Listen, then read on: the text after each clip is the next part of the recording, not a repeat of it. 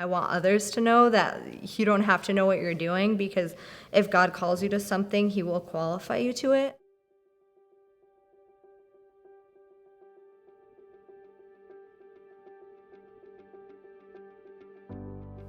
I grew up knowing that I was a child of God and didn't think I was incredibly gifted or talented in any specific areas.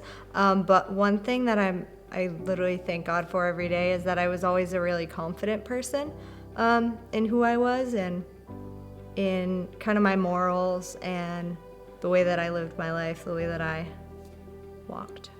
It was definitely my parents, so thank God for them every day, and I hope to do the same for my children one day, but they definitely instilled just so much confidence and support in me, always telling me how smart I was, how beautiful I was, how brave I was, just very affirmative in things. And so I feel like that's why I did grow up really confident in who I was in my identity.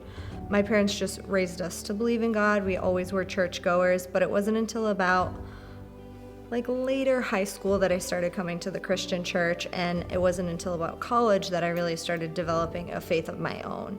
That wasn't based on my parents or the things that I was taught, but it was reading the Bible on my own and seeking it for myself and kind of getting my own love and passion for Jesus myself.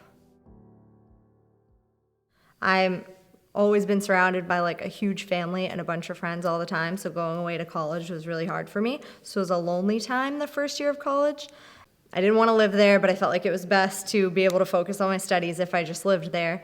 And so I knew I didn't want to fall into the college life of partying and all of the negative things that can come with it. So I tried to really go in the opposite direction, but I also didn't want to be so kept to myself because it left me feeling really lonely. So I prayed for God to bring people into my life that were also believers that could kind of help me grow, and he definitely did that. So it was around my freshman year of college. It was more of that pivotal moment and how that happened.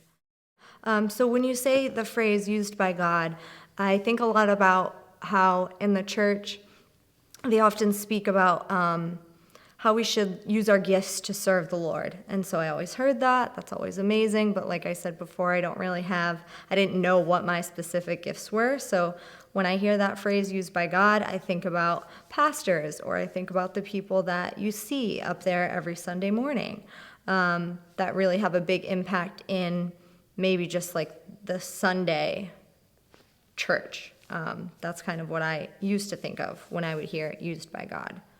I now know that, God has a plan to use every single one of us. And that is such a blessing, and it's so incredible and humbling that he can use anybody, little old anybody, to kind of bring his will to pass and to glorify his name. That's his ultimate goal. I reached a point where I felt a passion or a desire to serve here at the local church at CFC.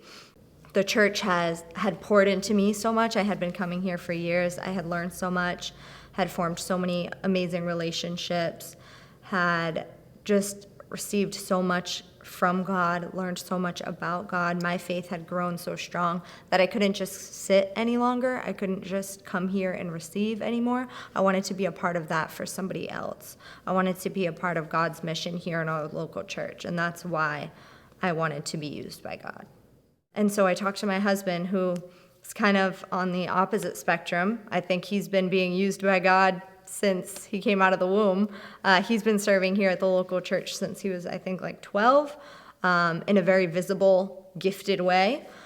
So I talked to him and asked, I don't know, I want to serve, I want to be used by God, but I don't know what I'm even good at. I don't have any talents. I don't know how I can be used by God. And he told me something that was such a great lesson for me in a real pivotal moment. He just explained that, and I expressed to him, you're so good at all different things. You can sing, you can play guitar, you're so good at this. That's why you get used. And he just reminded me that he didn't have the gifts. It wasn't something just natural, but all he said you have to do is make yourself available. And that really stuck out to me. He said, I made myself available and I learned how to do the things. And then through that, God uses you.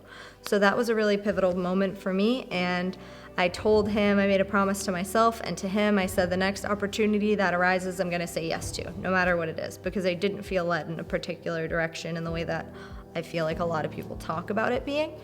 And I think literally 2 days later, our pastors reached out that they needed a social media director.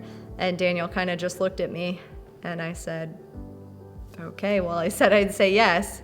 Not something I have experience with. I have a Dell laptop. I don't know how to work a MacBook. I don't have a Facebook. I don't really know how any of this works, but I said I would say yes. I'm making myself available. I have the time and I have the desire in my heart to serve here at CFC, at a local church. And so I did, and I've seen what God can do through somebody who knows absolutely nothing, just from being dedicated, just from working hard, just from deciding that you want to serve the Lord in whatever way He has called for you. And I knew that that's where He wanted me, because it wasn't like I heard Him say it. It wasn't like I felt a pulling. It was my prayer, and it came to pass so quickly. It was so obvious. It was so clear that it was God. So I couldn't deny it, and I just went with it. And I feel like God has used me, and I can definitely say that confidently now. It's humbling. It's so exciting. I want others to know that you don't have to know what you're doing, because if God calls you to something, He will qualify you to it. And there's so many stories in the Bible where sometimes I think God does it on purpose. He takes the littlest one, the person that you wouldn't expect, the person that thinks they're not qualified to be a part of glorifying His name, to be a part of bringing His will here on earth. And I think that's just to show His glory, to magnify His name, because in our weakness He is strong.